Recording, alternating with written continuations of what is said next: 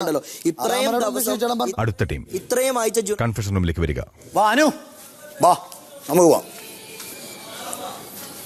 വാ വാ വാ. അത് അവര് പോയി ഞങ്ങള് പോവാം കേട്ടോ.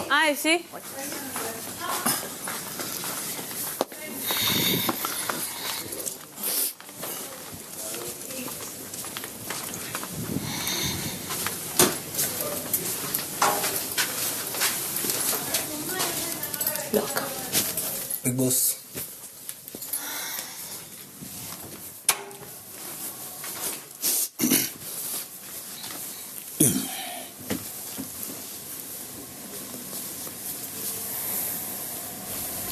അഖിൽ, അനു, ബോസ്.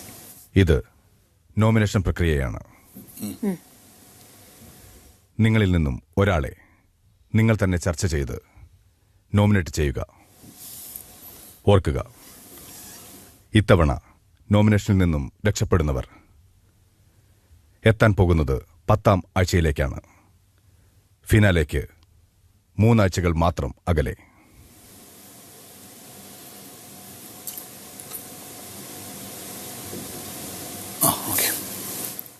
പറഞ്ഞു. എനിക്ക് തൻ്റെ ഒരു നോമിനേഷനിൽ വരണ്ട, ഞാൻ നോമിനേഷനിലേക്ക് പോകാൻ തയ്യാറാണ്.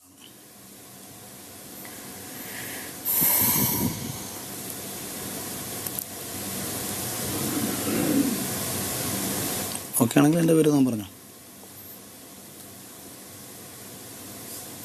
എനിക്കൊരു ഡിസിഷൻ പുറപ്പാട് എടുക്കാൻ പറ്റുന്നില്ല കാര്യത്തിൽ. മാരാരുടെ ഡിസിഷൻ എന്താണെന്ന് വെച്ചാൽ പറഞ്ഞു. അല്ല ഞാൻ ഓക്കെ ഫോർ ദാറ്റ്.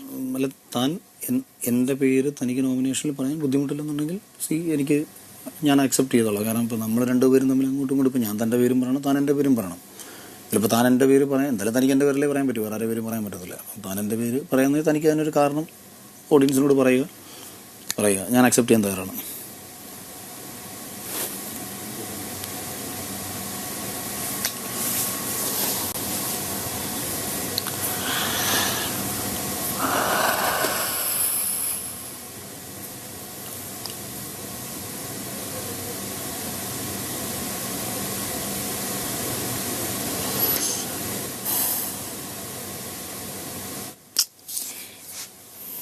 പറഞ്ഞോ.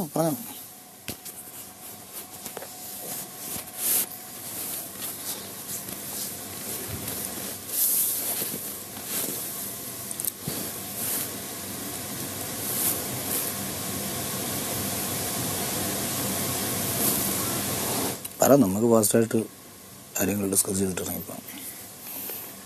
പറഞ്ഞു എനിക്ക് ഡിസിഷൻ നിങ്ങൾ പറഞ്ഞു, എന്തായാലും നിങ്ങളുടെ ഡിസിഷൻ പറഞ്ഞു, അത് എന്റെ ഡിസിഷനും കൂടിയാണെന്ന് വിചാരിച്ചാൽ മതി. നിങ്ങൾ പറയുന്ന ഒരു ഡിസിഷൻ എന്റെ ഡിസിഷൻ ആണെന്ന് പറഞ്ഞു. അതല്ല ഇതിനകത്ത് പ്രശ്നം എന്താണെന്ന് വെച്ചാൽ എനിക്ക് തന്റെ പേരല്ലേ പറയാൻ പറ്റും. അപ്പൊ ഞാനല്ല ഡിസിഷൻ മേക്ക് ചെയ്യേണ്ടത്, താനാണ്. ഞാൻ അക്സെപ്റ്റ് ചെയ്യാൻ തയ്യാറാണെന്ന് ഞാൻ പറയും. താനിപ്പോൾ എന്റെ പേര് പറഞ്ഞാൽ ഞാൻ അക്സെപ്റ്റ് ചെയ്യാൻ തയ്യാറാണ് എന്ന് പറഞ്ഞതാണ്. പിന്നെ പറയേണ്ട ആള് താനാണ്. ഞാൻ പറഞ്ഞാൽ തന്റെ പേര് പറയേണ്ടി വരും, താനത് അക്സെപ്റ്റ് ചെയ്യേണ്ടി വരും. ബിഗ് ബോസ്, എനിക്ക് മാരാരുടെ പേര് പറയാൻ ആക്ച്വലി എനിക്ക് താല്പര്യമില്ല. കാര്യം വെച്ചാൽ വേറെ ഒന്നും കൊണ്ടല്ല. സോ അയാൾ ഡിസർവിംഗ് ആണ് ഇവിടെ നിൽക്കാൻ വേണ്ടിയിട്ട്. ഞാനും ഡിസർവിംഗ് ആണെന്ന് ഞാൻ വിശ്വസിക്കുന്നു. ഞാനൊരു വല്ലാത്ത ധർമ്മസങ്കടത്തിലാണ് സത്യമായിട്ടും. ഇത് എനിക്ക് കൺഫെഷൻ റൂമിൽ മാത്രമേ എനിക്കിത് സംസാരിക്കാൻ പറ്റില്ല. കാരണം ചില കാര്യങ്ങൾ അഭിപ്രായ വ്യത്യാസങ്ങൾ ഒഴിച്ച് മാരാര് നല്ലൊരു ഒരു ഗെയിമറാണ്, നല്ലൊരു പേഴ്സൺ ആണ്. I know that. സോ എനിക്ക് ഞാൻ പൂർണ്ണ മനസ്സോടെ ഞാൻ ഒരിക്കലും മാരാരുടെ പേര് ഞാൻ പറയില്ല. മാരാർക്ക് എൻ്റെ പേര് പറയാം. I M okay for that. എന്തായാലും എനിക്ക് പ്രശ്നമില്ല. എനിക്കൊരു മനസ്സാക്ഷി എന്ന് പറഞ്ഞൊരു സാധനമുണ്ട്. അതുകൊണ്ട് എനിക്ക് മാരാരുടെ പേര് പറയാൻ പറ്റത്തില്ല. മാരാര് ചുമ്മാ ഇരിക്കും മാരാര്. എനിക്കത് വേറെ ഒന്നും കൊണ്ടല്ല. കാരണം ഗെയിം ഇത്രയും നാളത്തെ അയാളുടെ ഗെയിം പ്ലേയും എല്ലാം ഓക്കെ. പക്ഷെ ചില കുഞ്ഞു കുഞ്ഞു കാര്യങ്ങൾ അത് ഞാൻ സ്ട്രൈറ്റ് പറയുന്നതാണ്. ഞാനിത് മറ്റൊന്നും കൊണ്ടല്ല പറയുന്നത്. ഒന്ന്, ഇവിടെ 3 വൈൽഡ് കാർഡ് വന്നു. ഈ 3 വൈൽഡ് കാർഡ് വന്നതും ഒരു രീതിയിലും ഇവിടെ ഒരു പെർഫോമൻസ് നടത്തിയിട്ട് വന്നവരല്ല. താൻ വന്ന മൊമെന്റ് മുതൽ, സ്റ്റാർട്ടിങ്ങിൽ നടന്ന തലയാണ ഫൈറ്റ് മുതൽ ഇങ്ങോട്ട് വീട്ടിലെ പണിയെടുക്കുന്ന കാര്യത്തിലായാലും മറ്റുള്ള ആക്ടിവിറ്റീസിലായാലും ഇവിടെയുള്ള മറ്റേത് ലേഡി കണ്ടസ്റ്റൻസിനേക്കാളും ഞാൻ ഇതിനു മുമ്പ് പുറത്തു പോലും ഞാൻ പറഞ്ഞിട്ടുള്ള ലാസ്റ്റ് 5ലേക്ക് വരാൻ സാധ്യതയുള്ള 2 രീതിയിൽ ഇവിടുത്തെ ബിഗ് ബോസ് ഹൗസിലെ ഒരു ക്വാളിറ്റി ഉള്ള ഒരു പേഴ്സൺ ഇവിടെ വന്നു കിടന്ന് ഓരോരുത്തർ വന്നു കിടന്നുള്ള മറ്റു ആക്ടിവിറ്റീസ് നമ്മൾ കാണും. ഞാൻ ആരെയും അങ്ങോട്ടും കുറ്റം പറയുന്നില്ല. പലരും അവരുടെ വ്യക്തിത്വം വിട്ട് ഭയങ്കര ഫേക്കായിട്ട് നിൽക്കുമ്പോൾ താൻ തന്റെ ഒരു പേഴ്സണാലിറ്റി കീപ്പ് ചെയ്താണ് താൻ ഇവിടെ എനിക്ക് ഫീൽ ചെയ്തൊരു കാര്യം ഞാനീ പറയുന്നത്. മാത്രമല്ല കഴിഞ്ഞ നമ്മുടെ കറക്കുമ്പനി ടാസ്കിൽ താൻ ഒരു എഫേർട്ട് എടുത്ത് നിൽക്കുന്നുണ്ടായിരുന്നു. പക്ഷെ ആ ഗെയിമിനെ നമുക്ക് വഴിതിരിച്ച് വിടണം, അല്ലെങ്കിൽ അത് വേറൊരു രീതിയിൽ ഞങ്ങൾ പ്ലാൻ ചെയ്തു. എന്നിട്ട് ഞാൻ തന്നോട് ഒന്ന് ഞാൻ പറഞ്ഞു, അകത്ത് വന്ന് നിൽക്കൂ എന്ന് ഞാൻ, അല്ല അകത്ത് പോയി നിൽക്കല്ലേ എന്ന് ഞാൻ പറഞ്ഞു. ചിലപ്പോൾ വിഷ്ണു താഴെ ഇടും, അതുകൊണ്ട് താഴെ താൻ അകത്ത് പോയി നിൽക്കല്ലേ എന്ന് ഞാൻ പറഞ്ഞു. പക്ഷെ താനപ്പം അവിടെ പോയി നിന്നു. അത് മാത്രമല്ല, താൻ അതിലേക്ക് തിരിച്ചു വരാൻ വേണ്ടി താനൊരു എഫേർട്ട് ഇട്ടു. അപ്പം ഒരു പാവ മറ്റേ ടാസ്ക് തന്ന അത് നിങ്ങൾ അത്രയും എഫേർട്ട് എടുത്ത് നിങ്ങൾ തിരിച്ചു വരുമ്പോൾ അവിടെ നാദറേക്കാളും താനായിരുന്നു അവിടെ അർഹത, തനിക്കായിരുന്നു അർഹതപ്പെട്ടത്. അപ്പൊ അതില് ഈ ഗെയിമിന്റെ ഒരാണിക്കല്ല് ഞാനായിരുന്നല്ലോ തുടക്കം തൊട്ടേ അതിനകത്ത് പ്ലാൻ ചെയ്തുകൊണ്ട് വന്നത്. അപ്പൊ അതുകൊണ്ട് എനിക്ക് എന്നെ സംബന്ധിച്ച് ഞാൻ തന്റെ ഒരു അവസരം അവിടെ നഷ്ടപ്പെടുത്തി, തന്റെ എഫേർട്ടിനെ അത് നഷ്ടപ്പെട്ടതായിട്ട് എനിക്കും ഫീൽ ചെയ്തിട്ടുള്ളൊരു കാര്യമാണ്. അപ്പം ഞാൻ അതുകൊണ്ടാണ് ഇപ്പം ഇവിടെ എന്ന് വെച്ചാൽ ഇപ്പം നമ്മൾ അങ്ങോട്ടും ഇങ്ങോട്ടും ഇപ്പം ജനവിധി നേടി തന്നെയാണ് നമ്മളിവിടെ മുന്നോട്ട് പോകേണ്ടത്. പക്ഷേ ഇവിടെ ഇപ്പം എനിക്ക് ചെയ്യാൻ പറ്റുന്നത് താൻ സേഫായിട്ട് നിൽക്കുക. ഇവിടെ സേഫ് അല്ല, അതൊരിക്കലും ഞാൻ തരുന്ന ഔദാര്യമോ മറ്റു കാര്യങ്ങളോ അല്ലെങ്കിൽ ഒന്നും അല്ല, അങ്ങനല്ല അതിനെ കാണേണ്ടത്.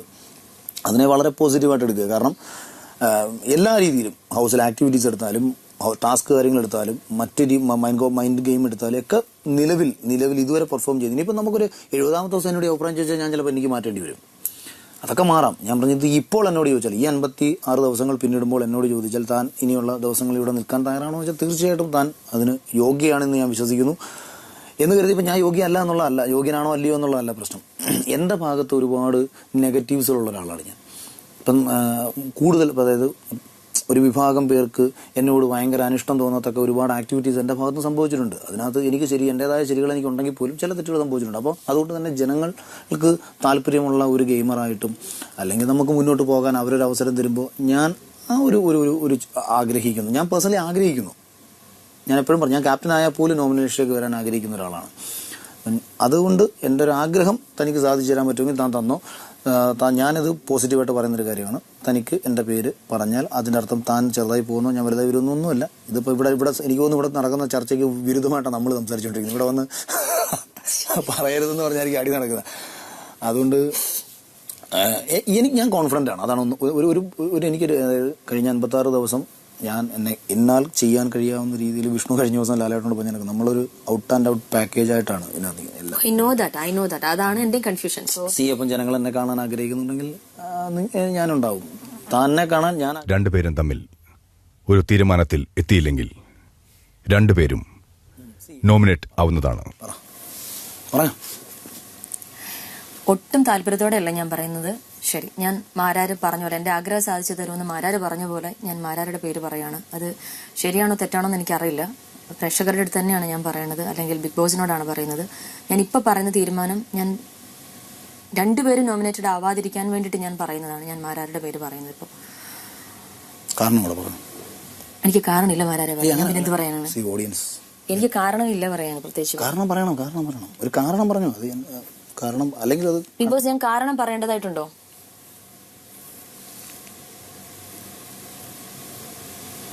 കാരണം പറയേണ്ടതാണ്.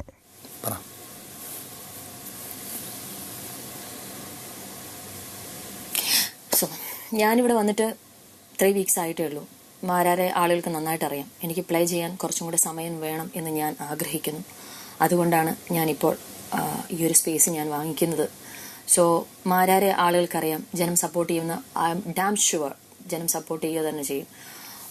മാരാർ ഡിസർവിംഗ് ആണ് ഇവിടെ നിൽക്കാൻ. അപ്പോൾ മാരാർക്ക് ഈ ഒരു നോമിനേഷൻ പ്രക്രിയ പോലും ഈസിയാണ് എന്ന് ഞാൻ വിശ്വസിക്കുന്നു. അതുകൊണ്ട് എനിക്കിത് വേണം എന്ന് തോന്നുന്നുള്ളതുകൊണ്ട്. എന്തുകൊണ്ട് മാരാരെ നോമിനേറ്റ് ചെയ്യുന്നു എന്നതാണ് പറയേണ്ടത്.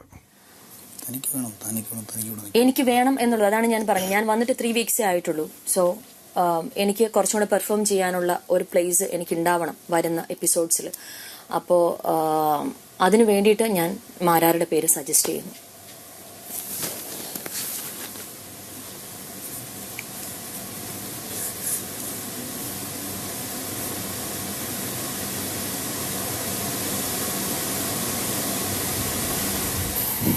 അഖിൽ, ബിഗ് ബോസ്, നിങ്ങൾ നോമിനേറ്റ് ചെയ്യപ്പെട്ടിരിക്കുന്നു. രണ്ടുപേർക്കും പോകാം. ആരാണ് നോമിനേറ്റ് ആയതെന്ന് പുറത്തുപോയി പറയാൻ പാടില്ല. ഓക്കെ.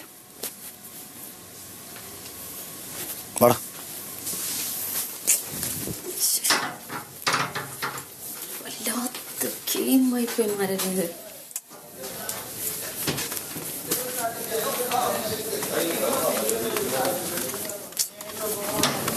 കഴിഞ്ഞോ? ഞങ്ങൾ വേണ്ട വേണ്ട.